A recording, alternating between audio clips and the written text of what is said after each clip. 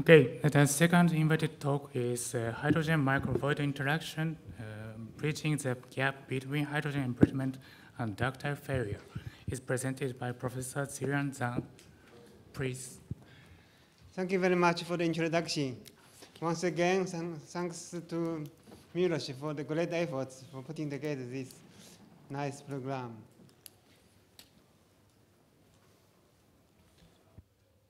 Our purpose has been to develop a micromechanical model-based approach for engineering assessment of hydrogen embrittlement by studying hydrogen void interactions. The first author, Haiyang Yu, was our former PhD student. He is now a postdoc in Oxford. Yimstian Wuseng and Jing He are my colleagues at NTNU.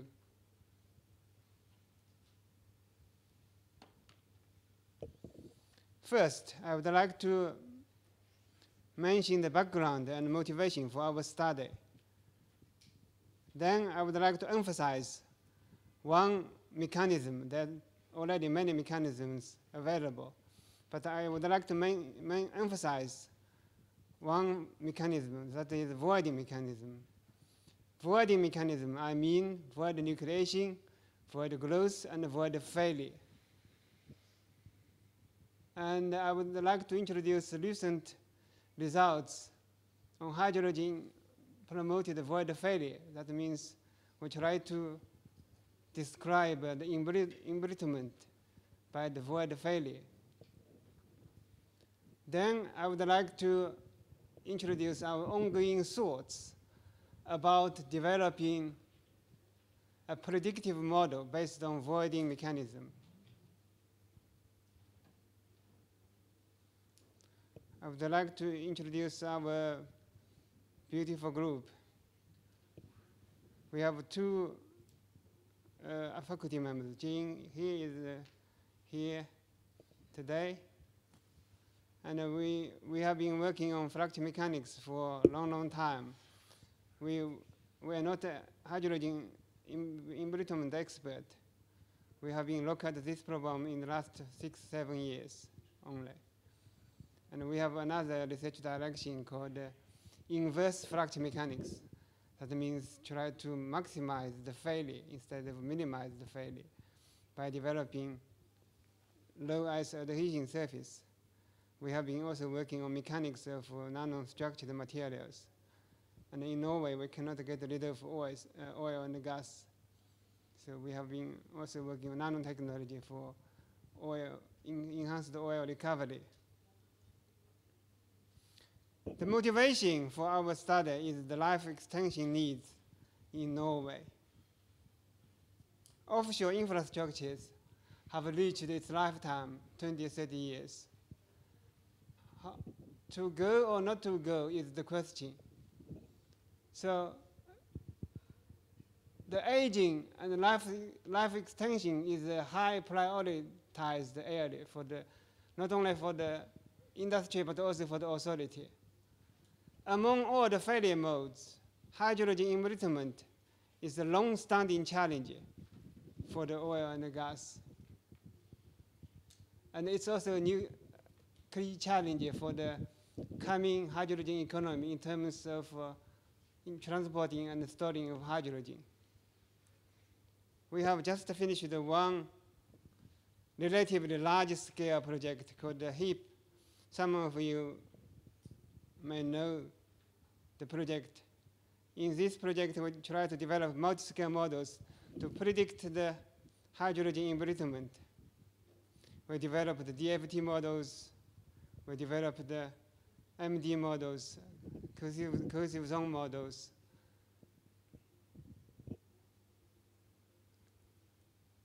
Despite these models are working at its own scale, the general conclusion is it's still a long way to develop mechanism-based predictive model for hydrogen embrittlement assessment.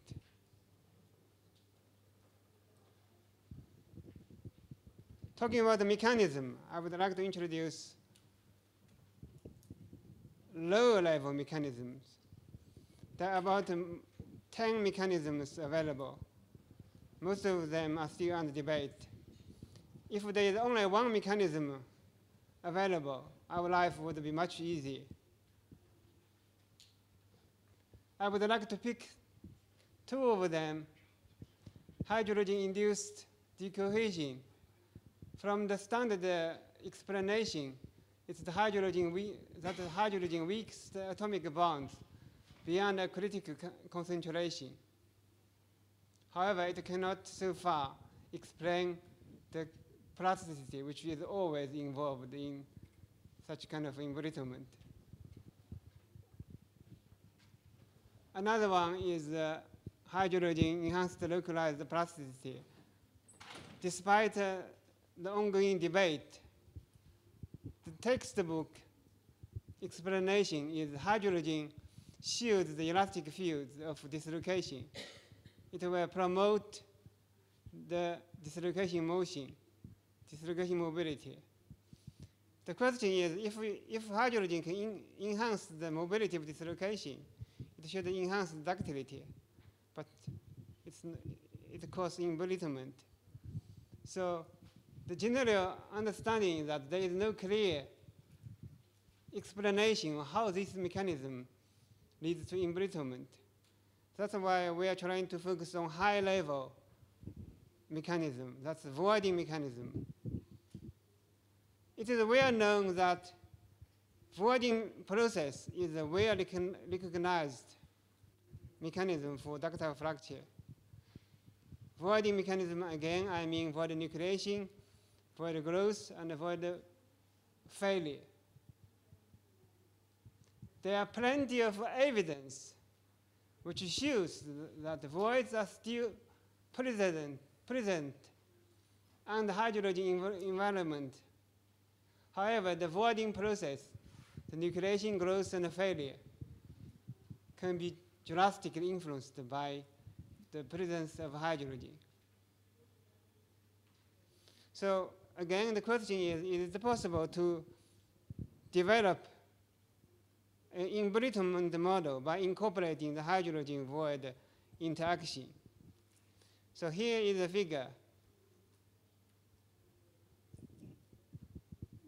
For ductile material, we know we have void nucleation process from inclusions, secondary particles. And during the plastic deformation, this void will grow, and at a later stage, this void will connect it together. And what about under hydrogen environment? Would this presence of hydrogen induce embrittlement? That's the question we have been asking ourselves. So let's have a look at the evidence of voids. For both pipeline steels and stainless steels, the evidence that voids are always present.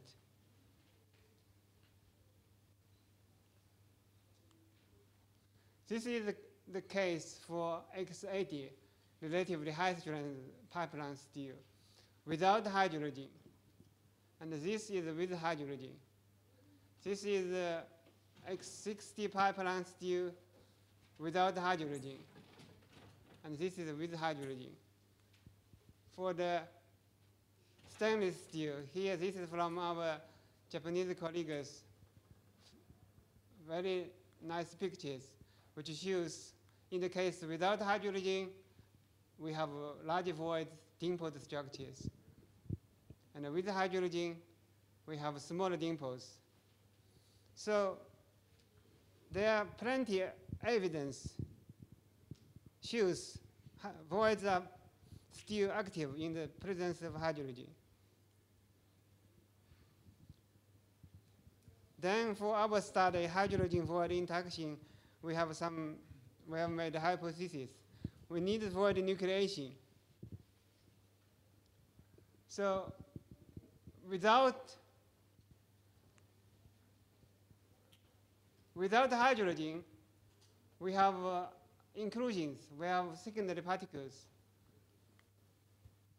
Under plastic deformation, there were nucleate voids by debonding over the interface between the particle and the matrix, or by fracturing of the particles.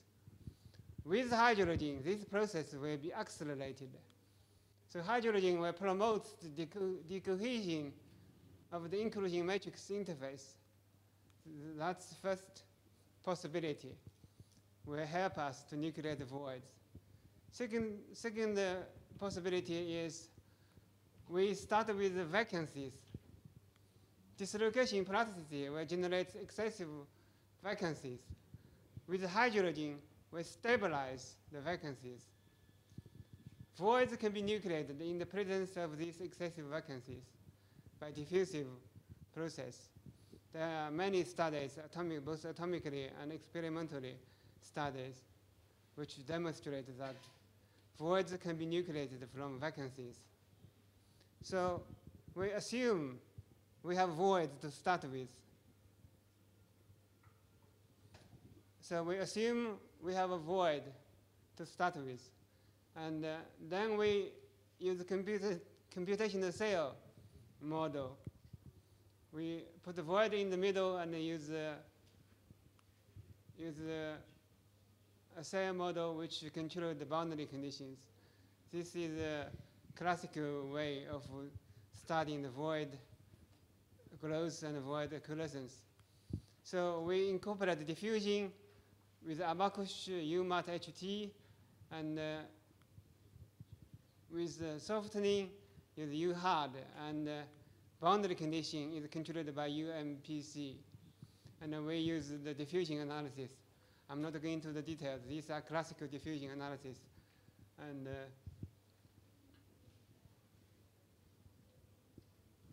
what we have done is to introduce the softening function due to the help. So the flow stress is function of hardening function, and we have a softening function. Sigma 0, that's the reference stress, will be a function of hydrogen concentration. We have studied the different softening models, and we found that sigmoidal softening function is the one which gave us interesting result. We have studied 3 different trapping materials. One is weak trapping, and a medium trapping, and a strong trapping. And all the other parameters are listed here. So here are the results of hydrogen void interactions.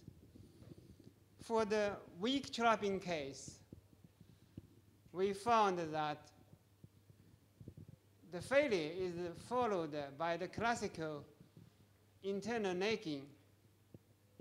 But this internal necking failure, that means whether we are in neck in this region, this internal necking process will be enhanced by the hydrogen, by the presence of hydrogen.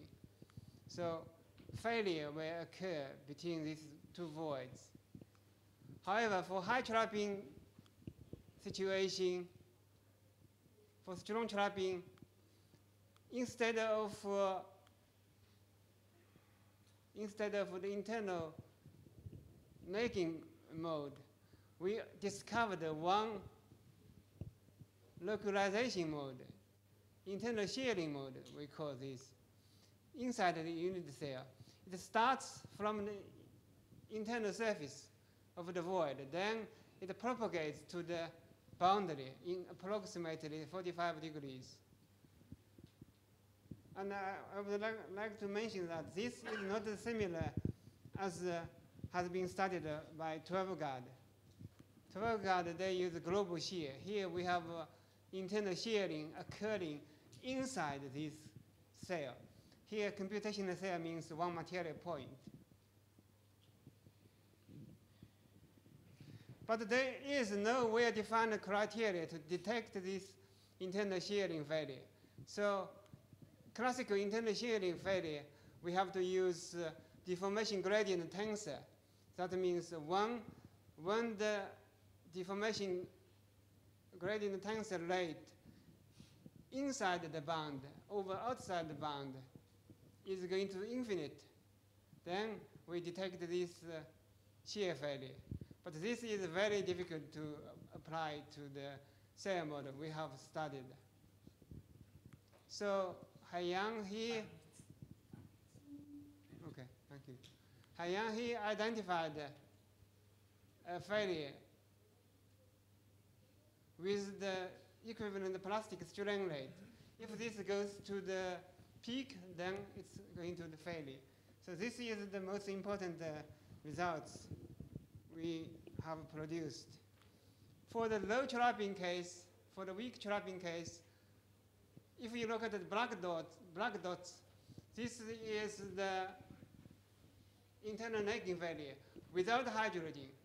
If you put hydrogen in, then this internal necking failure will be enhanced will be promoted by the hydrogen. So this is stress traxility. This is the equivalent plastic strain. That's ductility. In the case with strong trapping, we have identified a new failure mode. So this black one indicates no hydrogen. We have a conversion point. That means if we reach the stress traxility at about 2, we have a shear failure. So schematically, we can see that by studying the void hydrogen interaction, we can perhaps predict the hydrogen embrittlement, because you can see that for low stress traxility, the ductility is dramatically reduced. Okay, this is the last one. So we have been thinking, is it possible to derive hydrogen-informed Gaussian model such that it can incorporate hydrogen plasticity voids into one model? So we have original Gaussian model, and we have dependence of softening on the hydrogen, and hydrogen concentration is a function again of the hydrostatic stress and also equivalent plastic strain. I'm not going into the details now. Let's jump to the conclusion. So hydrogen void interactions depend on the trapping and the stress traxility. The observed shearing mode could be one of the causes for the embrittlement. Hydrogen-informed Gaussian model, which we are working now, could form the basis for the micromechanical model-based engineering assessment tool for certain type of materials, not universal. That's important to limit our scope. Thank you very much.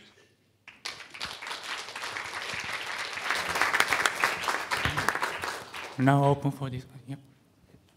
Thank you very much for your presentation. Do you know that your results already was successfully applied in industry? In the electronic industry, there are smart card technologies. It's a group of technologies which voids created by hydrogen. And I think it is a very useful model for metals, because for metals, this model don't apply. There's location, cracks, and so forth, not voids. Okay, thank you.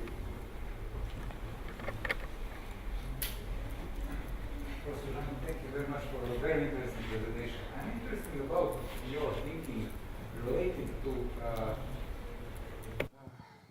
change in fracture mode from ductile to brittle.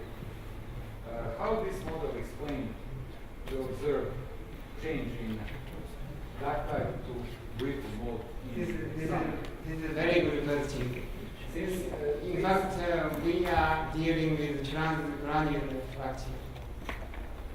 So if we are going to deal with intergranular fracture, we have to think about different.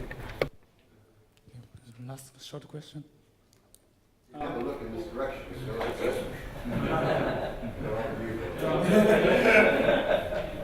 I'm just wondering, what's the experimental evidence for this? I remember looking at Azzaro's work probably 30 years ago, who looked very carefully at the role of hydrogen initiation and propagation of voids, and the effect is pretty small. And yet the sort of schematics you show are huge effects. So has anybody done careful experiments? Done this in a synchrotron where you introduce gas, hydrogen gas, to see what's going on?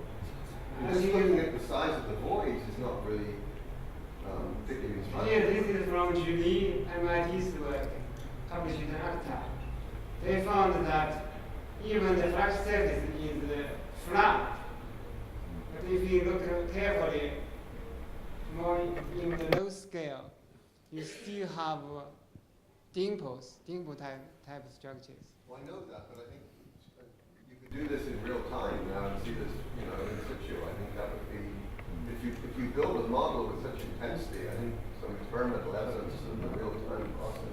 This is something we have to think about. This is something we have to think about.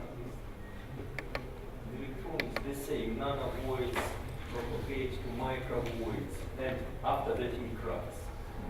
So far, we have been developing and continuing. My point is that the schematic you show is an enormous effect. And people who've done very careful studies and watching these voids grow in the presence of hydrogen don't seem to see that big effect. So if you have some real in situ data, it would make your argument much In stronger. metals, we see the cracks and on the boundary, grains boundary, and so on, because we have microstructure in metal, but in electronic, in monocrystals, the nanovoids propagate, microvoids, smart card technology, you can read about it. I'm interested in It is the same mechanism. the magnitude of the effect. I'm sorry, it's time to the next presentation. Let's discuss later. Thanks, again.